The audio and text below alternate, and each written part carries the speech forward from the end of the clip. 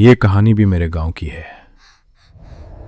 एक ऐसी रात की जिसका जिक्र आज भी धीरे से किया जाता है। उस वक्त मैं अजय घर के आंगन में आराम से बैठा हुआ था। रात गहरी हो रही थी और हवा में अजीब सा सन्नाटा था। तभी माँ ने आवाज लगाई, बेटा सामान लेकर आओ और जल्दी आना। मैं निकल ही रहा था कि मेरा मौसी का लड़का विजय आ गया। बहुत दिनों बाद मिल रहे थे, इसलिए रास्ते में बातें करते हुए घर आ गए। घर पहुंचते ही माँ और पापा ने कहा, बेटा हम ताई के घर जा रहे हैं, उनकी तबीयत ठीक नहीं है, खाना बनाकर सो जाना और रात में कोई आवाज आए तो बाहर मत निकलना। उस वक्त बात समझ नहीं आई, लेकिन मन में हल्का सा डर उतर गया। खाना खाकर हम दोनों सो गए। घर चुप था और रात और भी गहरी होती जा रही थी। दूर कहीं से कुत्तों के भौंकने की आवाजें आ रही थीं, जैसे कोई बाहर से गुजर रहा हो। लगभग 1 बजे रात को अचानक गेट पर किसी ने खटखटाया। Clank clank. लोहे के गेट की वो आवाज पूरे आंगन में गूंज उठी।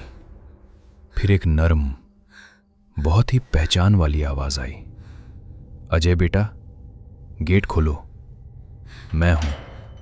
ये मेरे पापा की आवाज थी। मैंने धीरे से गेट खोला, लेकिन बाहर कोई नहीं था, बस सन्नाटा और ठंडी हवा। थोड़ी ही देर बाद कुत्ते जोर से भौंकने लगे। ऐसा लग रहा था जैसे किसी चीज पर चिल्ला रहे हों। और फिर अचानक सब कुछ शांत। इतनी चुप्पी मैंने कभी नहीं सुनी थी। फिर वही आवाज, इस बार बिल्कुल पास से, अजय बेटा गेट खोलो, मैं हूं। आवाज वही थी, लेकिन इस बार उसमें प्यार नहीं था। कोई गर्माहट नहीं, कोई सांस नहीं। मैं भागकर विजय को जगाने लगा, हाथ पकड़कर हिलाया और बोला, उठ, कोई आया है। विजय नींद में बोला, कौन? मैंने धीमे से कहा, पापा शायद। विजय झटके से उठ बैठा और बोला, पापा? वो तो गांव गए हैं। Clank clank clank. इस बार गेट ऐसे हिल रहा था जैसे कोई तोड़ देगा।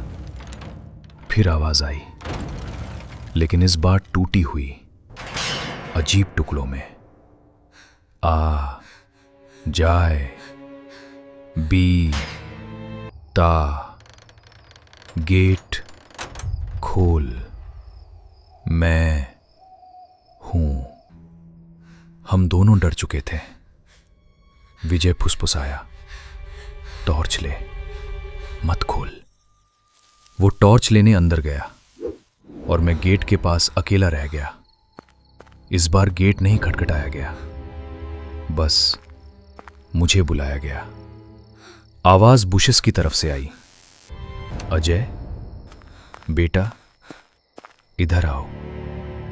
मेरे पैरों में जैसे जान नहीं थी, लेकिन जाने क्यों वो आवाज मुझे खींच रही थी। मैं टॉर्च लेकर चौराहे तक गया। वहां एक बुजुर्ग बाबा बैठे थे, सिर पर शॉल और आंखें सीधे मेरी तरफ देख रही थीं। उन्होंने मुस्कुराकर कहा, आ गए बेटा? मुझसे मिले बिना जाते कहाँ? मेरी सांस अटक गई। मैंने कांपते हुए पूछा, आप कौन? बाबा ने धीरे से शॉल हटाया। उनका सिर नहीं था, सिर उनके हाथ में था और होठ हिल रहे थे। वो बोले, मैं हूं बेटा, तुम्हें बुलाने वाला। उस पल मेरा खून जैसे जम गया। मेरे पैरों ने बिना सोचे भागना शुरू कर दिया। मैं भागता हुआ ताई के घर पहुंचा। गेट पर जोर से थपथपाने लगा और चिल्लाया, मम्मी, ताई, दरवाजा खोलो। दरवाजा खुला। ताई बाहर आई। मम्मी और पापा भी भागते हुए आ गए।